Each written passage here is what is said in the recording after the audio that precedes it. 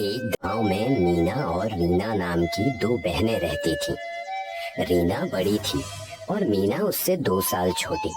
दोनों बहनों में बहुत प्यार था और दोनों हमेशा साथ साथ रहती थीं। उनके पिताजी का रीना मीना नाम का ढाबा था। उनके पिताजी की मृत्यु के बाद रीना और मीना दोनों मिलकर वो ढाबा चलाती थी।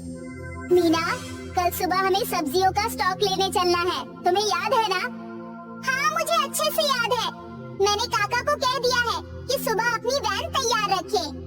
अच्छी बात है, आओ मिलकर हम पिछले महीने का हिसाब कर लेते हैं। दोनों बहनें मिलकर इसी तरह ढाबे का हर काम साथ साथ करती थीं।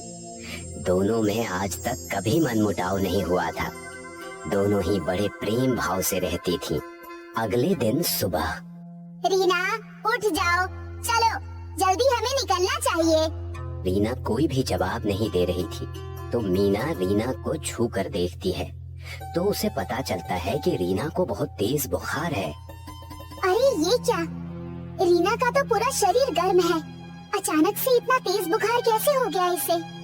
मुझे तुरंत किसी अच्छे डॉक्टर को बुलाना चाहिए। मीना हरिया काका को कहकर डॉक्टर को बुलाती है। डॉक्टर रीना को देखते हैं और उसे दवाई खिलाकर आराम करने की सलाह देते हैं। मीना भी रीना से कहती है कि उसे बहुत आराम की जरूरत है। पर मीना, अब तू अकेली कैसे जाएगी? ढाबा कैसे संभालेगी? ये मेरी तबीयत को भी अभी खराब होना था। रीना, तुम चिंता मत करो, मैं सब संभाल लूंगी। तुम सबसे पहले अपनी तबीयत की फिक्र करो। मैं अभी हरिया काका के साथ जाती हूँ और सब्जियाँ लेकर ढाबा पहुँचती हूँ, फिर तुम्हें देखने आती हूँ। मीना ने इससे पहले कभी अकेले कुछ नहीं किया था, इसलिए वो थोड़ा घबराई हुई भी थी। वो हरिया काका के साथ सब्जी मार्केट पहुंचती है। वहाँ पर उसे एक सब्जी वाला मिलता है। आइए मैडम, आइए, बताइए कौन कौन सी सब्जियाँ पैक कर दूं? एकदम ताजी हैं, कौन सी दे दूं? भैया जी, 5 किलो टमाटर और 10 किलो आलू। अरे मैडम, भैया जी ना बनाइए, मैं तो आप ही की उम्र का हूँ। मैं राहुल, नाम तो सुना ही होगा। जी जी बिल्कुल, ठीक है। तो राहुल जी। राहुल और मीना की इसी तरह से बहुत बातें होने लगती हैं। उसके बाद से मीना सारी सब्जियां राहुल से ही खरीदती है और उसे अपने ढाबे की सारी जानकारी दे देती है। हाँ, मैं और मेरी बड़ी बहन मिलकर चलाते हैं और हम दोनों में आधा आधा पैसा बच जाता है। मेरे पापा नहीं है। मेरी बहन बहुत अच्छी है, मेरा बहुत ख्याल रखती है। राहुल मीना की सारी बातें बहुत ध्यान से सुनता है। उसके बाद वो कहता है, मीना, तुम मुझे अच्छी लगने लगी हो। क्या तुम मेरे साथ मेरे घर चलना चाहोगी? हाँ, पर मुझे तो अभी ढाबे पर जाकर काम करना है ना। आज तो मेरी बहन भी नहीं है, न जाने मैं अकेले सब कुछ कैसे कर पाऊंगी। ठीक है, चलो मैं तुम्हारे साथ चलता हूँ, फिर तुम्हें अकेले कुछ करना भी नहीं पड़ेगा और मैं तुम्हारे साथ समय भी बिता पाऊंगा। मीना राहुल को भी अपने साथ ढाबे पर ले आती है। ढाबे को देखकर राहुल कहता है, तुम्हारा ढाबा तो बहुत ही अच्छा और बड़ा है, बस एक ही कमी लग रही है कि इसका नाम रीना मीना ढाबा नहीं बल्कि मीना ढाबा होना चाहिए था। तुम इतनी खूबसूरत हो, इतनी मेहनती हो, मेरी तो इच्छा है कि इसका नाम मीना ढाबा हो। नहीं, तुम कैसी बातें कर रहे हो? ये काम हम दोनों बहनों की मेहनत से चलता है, इस वजह से इसका नाम रीना मीना ढाबा ही रहेगा। अब मैं हूँ ना तुम्हारे साथ मेहनत करने के लिए। अब तुम्हें अपनी बहन की क्या जरूरत है? सोचो, ये पूरा ढाबा अगर तुम्हारे नाम पर हो जाएगा तो हम कितनी अच्छी जिंदगी जी पाएंगे। रीना की तबीयत कुछ दिन और खराब रहती है। इधर राहुल मीना को धीरे धीरे रीना के खिलाफ भड़काने लगता है। वो उससे कहता रहता है कि तुम ये ढाबा अपने नाम करवा लो और फिर मैं तुमसे शादी कर लूंगा और हम दोनों मिलकर एक खुशहाल जीवन बिताएंगे।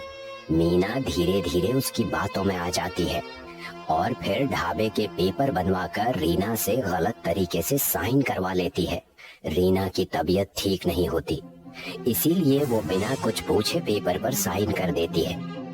इसके बाद मीना ढाबे का नाम रीना मीना ढाबे से मीना ढाबा कर देती है और राहुल के साथ रहने लगती है। अब रीना की तबीयत ठीक हो जाती है और वो ढाबे पर आती है। वो राहुल को पहली बार देखती है तो राहुल को देखकर ही उसे लगता है कि ये आदमी ठीक नहीं है। मीना, ये सब तुमने क्या कर दिया है? ये हमारा बोर्ड क्यों चेंज कर दिया है? और ये आदमी कौन है? अब ये ढाबा मेरा है, तुम्हारा इस पर कोई अधिकार नहीं है। तुम चाहो तो मैं खुद तुम्हें पेपर दिखा सकती हूँ। तुम्हारे लिए अच्छा होगा कि तुम यहाँ से हमेशा के लिए चली जाओ और मुझे और मेरे प्यार को शांति से ये ढाबा चलाने दो। रीना समझ जाती है कि इसी ने उसकी बहन के कान भरे हैं। वो उस समय झगड़ा करना सही नहीं समझती। उसे पूरा विश्वास होता है कि ये सब किया धरा राहुल का है, पर अभी मीना की आंखों पर प्यार की पट्टी बंधी थी, इसलिए वो वहां से चली जाती है। उसके बाद मीना ढाबा के सामने एक छोटी सी गुमटी में रीना ढाबा नाम का अपना काम शुरू करती है। पर जाने माने मीना ढाबा के सामने लोग रीना के ढाबे पर नहीं आते हैं। अब मुझे कुछ ऐसा करना पड़ेगा कि मेरा ढाबा खूब चलने लगे और फिर मैं मीना को सच्चाई बता सकूं और उस राहुल के चंगुल से छुड़ा सकूं। रीना बहुत सोचती है और फिर उसे एक आइडिया आता है। वो सोचती है कि क्यों ना एक ही थाली में 54 प्रकार के व्यंजन परोसे जाएं, ताकि लोगों को खूब वैरायटी खाने को मिले और एक ही प्लेट में उनकी सारी इच्छाएं पूरी हो जाएं। ऐसा कुछ अलग करने से उसके ढाबे पर लोगों का आना बढ़ने लगेगा। हाँ, ये आइडिया बहुत अच्छा लग रहा है। मैं इस थाली का नाम बाहुबली थाली रखूंगी। अब मेरे ढाबे की बाहुबली थाली पूरे शहर में फेमस होगी। रीना अपना बाहुबली थाली लॉन्च कर देती है। देखते ही देखते उसकी बाहुबली थाली पूरे शहर में फेमस हो जाती है और उसका रीना ढाबा बाहुबली रीना ढाबा के नाम से जाना जाने लगता है। वो बहुत पैसे कमाने लगती है और अपने ढाबे को बहुत बड़ा बना देती है। उसके सामने अब मीना ढाबा चलना बंद हो जाता है। एक रात को जब वो अपना ढाबा बंद कर रही होती है तो उसे सामने से चिल्लाने की आवाज आती है। अरे अब तो तुम्हारे पास चवन्नी भी नहीं बची है। मैं तुम्हारे साथ नहीं रह सकता। मैं जा रहा हूँ। तुम अपने इस ढाबे को संभालो और ना कुछ हो सके तो यहीं इसी ढाबे में खुद को मार देना। पर तुमने तो कहा था कि तुम मुझसे बहुत प्यार करते हो और किसी भी हालत में मुझे छोड़कर नहीं जाओगे। जब तक पैसा है तब तक प्यार है। अब मुझे तुम्हारे पास कोई फायदा नहीं दिखता। ये सब सुनकर मीना रोने लगती है।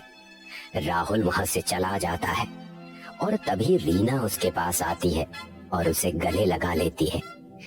मीना बहुत रोती है और रीना से माफी मांगती है। रीना मीना को माफ कर देती है और फिर दोनों बहनें मिलकर दोनों ढाबों को बहुत ही अच्छे तरीके से चलाती हैं और पूरे शहर में उनका नाम हो जाता है।